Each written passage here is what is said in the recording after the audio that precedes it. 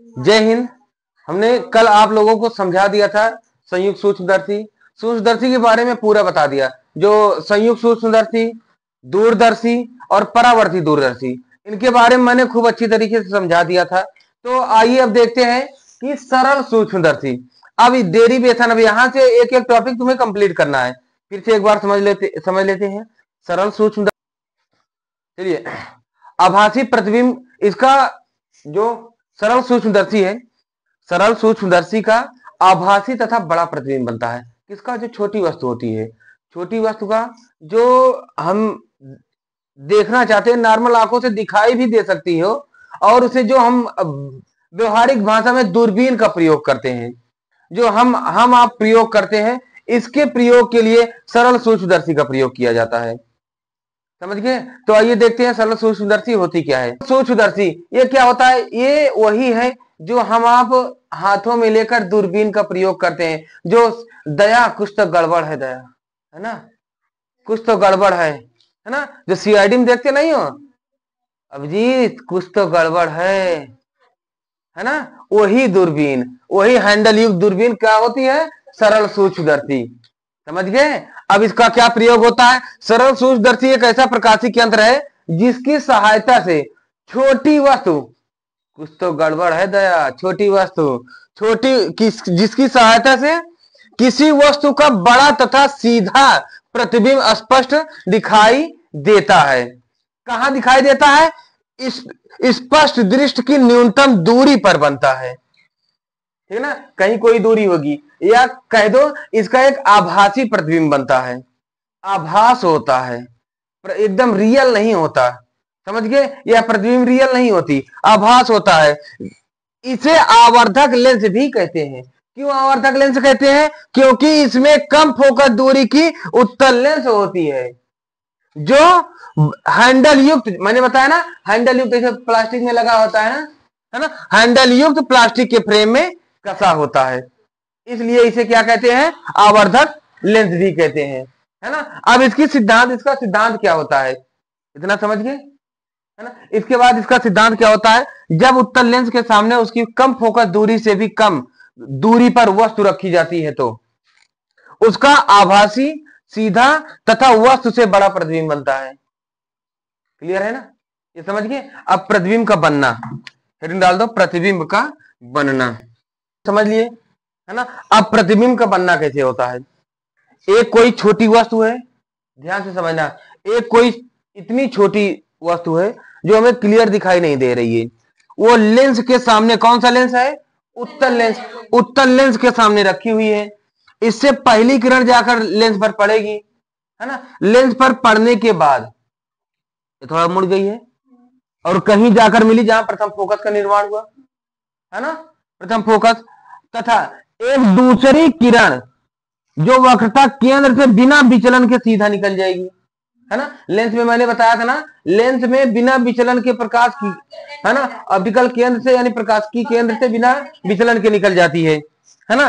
तो इसी तरह, लेकिन ये किरण ऐसा महसूस होगा कि ये कहीं इसी लेंस, पहले पृष्ठ की वजह से इसी किरण का कहीं पर जाकर हमें मिलती हुई प्रतीत होगी, कहीं पर जाकर मिल रही है। ये जो पहली किरण जाकर लेंस पर पड़ी है ना, इससे भी किरण ऐसा होगा कि ये कहीं किसी बिंदु पर जाकर मिलती हुई प्रतीत होगी। तो जहां पर मिल रही है, जहां ये दोनों किरण एक दूसरे को काट रहे हैं, वहीं पर इसी वस्तु का, यानी एक छोटी वस्तु AB का, AB एक छोटी वस्तु का बड़ा प्रतिबिंब A डैश B डैश प्राप्त हो रहा है, वो भी आभासी। देखिए ये सीधा, जैसे सीधा सीधा है, उसी तरह सीधा सीधा प्रतिबिंब बना है ना, सीधा और आभासी प्रतिबिंब प्राप्त होगा। क्लियर है ना, सीधा देखो AB का और आभासी प्रतिबिंब प्राप्त हुआ। क्लियर है ना, इतनी बात। अब एक बात ध्यान दे लेना, यहां पर दो चीजें, मैंने आवर्धन क्षमता बताया था इसका कि m इक्वल होता है बीटा अपान एल्फा, है ना, बीटा अपान एल्फा। इसकी आवर्धन क्षमता क्या होती है? नेत्र लेंस की आवर्धन क्षमता m इक्वल बीटा अपान एल्फा। बीटा क्या होता है? किसी यंत्र से देखने पर, किसी यंत्र से, मान लो हम ये दूरबीन लगाए हैं, इसी यंत्र से देखने पर किसी वस्तु को आंख पर बना दर्शन कोण, है ना, आंख पर बना दर्शन कोण, तथा एल्फा क्या होता है, नॉर्मल आंखों से देखने पर आंख पर बना दर्शन कोण। तो अब ये बताओ कि ये तो हम दूरबीन से इस वस्तु को देख रहे हैं, दूरबीन से देख रहे हैं, ये हमारी इसका मान लेते हैं, दूरबीन से देख रहे हैं, इसका बीटा तो बन गया, है ना, लेकिन एल्फा कहां होगा, तो मान लेते हैं स्पष्ट दृष्टि की यही न्यूनतम दूरी एल्फा है, मान लेते हैं ना कि यही स्पष्ट दृष्टि की न्यूनतम दूरी है, तो यही मान लेते हैं स्पष्ट दृष्टि की न्यूनतम दूरी ये है हमारी। क्लियर है ना।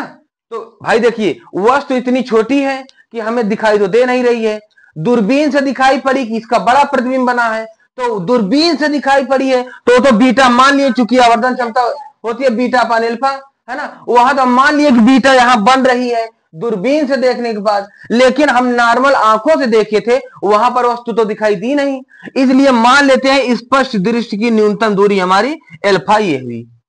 इतनी बात समझिए, है ना। अब यहां थोड़ा थ्योरी लिख लो, देखो पहले ये लिख लेते हैं, माना माना माना यल इक्वल क्या, उत्तल lens A B equal lens के सामने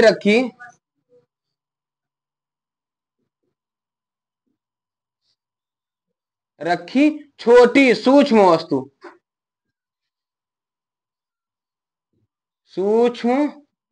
वस्तु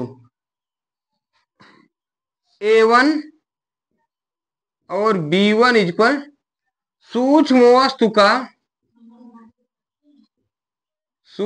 वस्तु का बना बड़ा व आभासी प्रतिबिंब।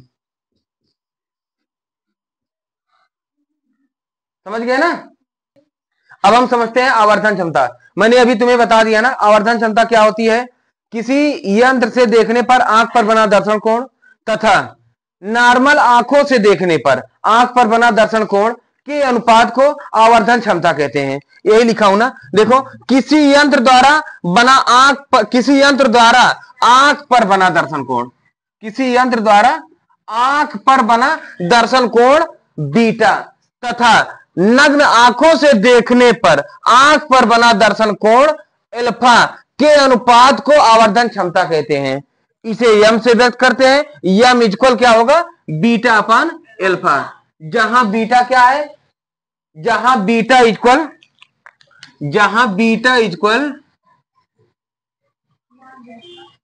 यंत्र से देखने पर, जहां बीटा इक्वल यंत्र से देखने पर आंख पर बना दर्शन कोण,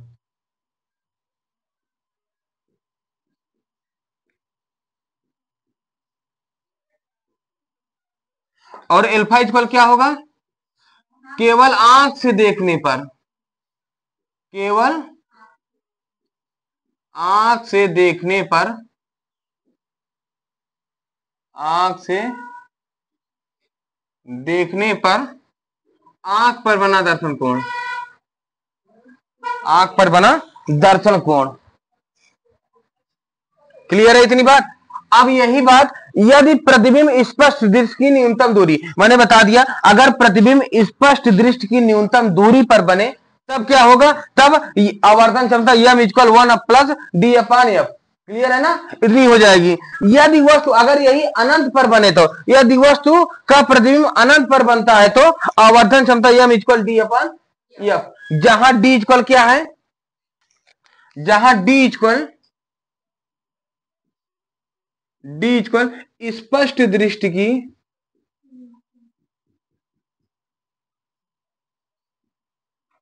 न्यूनतम दूरी और एफ इक्वल फोकस दूरी, लेंस की फोकस दूरी या वस्तु की फोकस दूरी।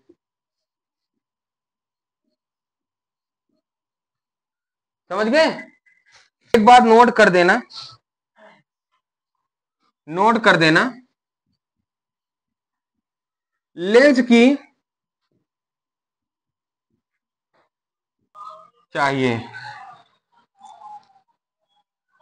क्लियर है? चलो, अभी तक लेंस की आवर्धन क्षमता समझ गए। अब लेंस के दोष देखो, मैंने दोष में बता दिया कि सरल सूक्ष्मदर्शी की आवर्धन क्षमता अधिक होने के लिए पहली वरीयता है, और पूरी तरह ध्यान से समझना।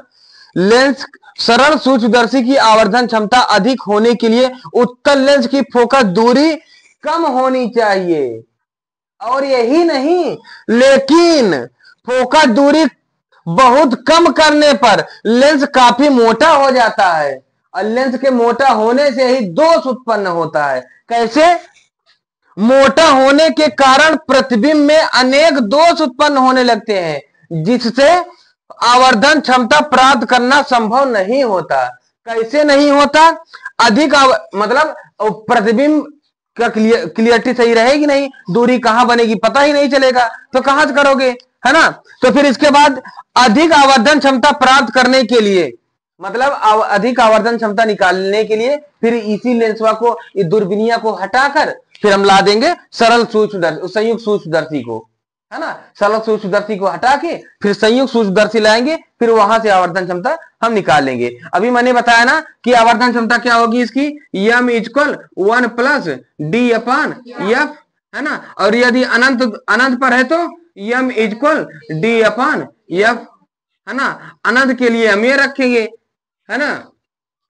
और उस तरह आवर्धन क्षमता हम इस तरह ये निकालेंगे, है ना? तो अगर हमारी इसमें निकालना चूंकि सारा संभव नहीं है ना, तो इसको निकालने के लिए फिर हम, क्लियर अगर चाहिए तुम्हें तो इसका संयुक्त सूक्ष्मदर्शी का प्रयोग कर लो। क्लियर है इतनी बात? अब फिर इसके उपयोग को बखूबी समझो। उपयोग ज्यादातर ऑब्जेक्टिव में पूछा जाता है। सरल सूक्ष्मदर्शी बहुत कम एग्जाम में पूछा जाने वाला चैप्टर होता है, ये हेडिंग होती है। तो इसके ऑब्जेक्टिव टाइप क्वेश्चन बहुत ज्यादा पूछे जाते हैं। जैसे क्या कह रहा है कि उपयोग घड़ी की मरम्मत में प्रयोग किया जाता है ना? घड़ी की मरम्मत में, और इसी का प्रयोग वर्नियर पैमाना, आगे चल के वर्नियर पैमाना जब पढ़ोगे ना, तो उसके प्रयोग में उसको पढ़ने के लिए ना फिर इसका प्रयोग किया जाता है ना, सरल सूक्ष्मदर्शी का। इतनी बात समझ गए, है ना? मैं समझ रहा हूं कि सरल सूक्ष्मदर्शी को बखूबी खूब अच्छी तरीके से समझ गए, है ना? उम्मीद करता हूं कि बहुत अच्छे समझ गए होंगे। एक बार फिर हम बता दें कि सरल सूक्ष्मदर्शी का प्रयोग हम उस सरल सूक्ष्मदर्शी का प्रयोग हम तब करते हैं जब हमें नॉर्मल कोई वस्तु को देखना होता है, जो ज्यादातर सीआईडी लोग करते हैं। जब देखना है दया कुछ तो गड़बड़ है दया, है ना? तो वहां पर करने के लिए किया जाता है कि हम देख लेते हैं कि छोटी चीज है, दिखाई दे रही, क्लियर नहीं दिखाई दे रही, वहां कर ले। लेकिन संयुक्त सूक्ष्मदर्शी का प्रयोग हम वहां करते हैं जहां बिल्कुल ना के बराबर दिखाई देनी है ना? तो वहां पर संयुक्त सूक्ष्मदर्शी यानी माइक्रोस्कोप का इस्तेमाल करते हैं।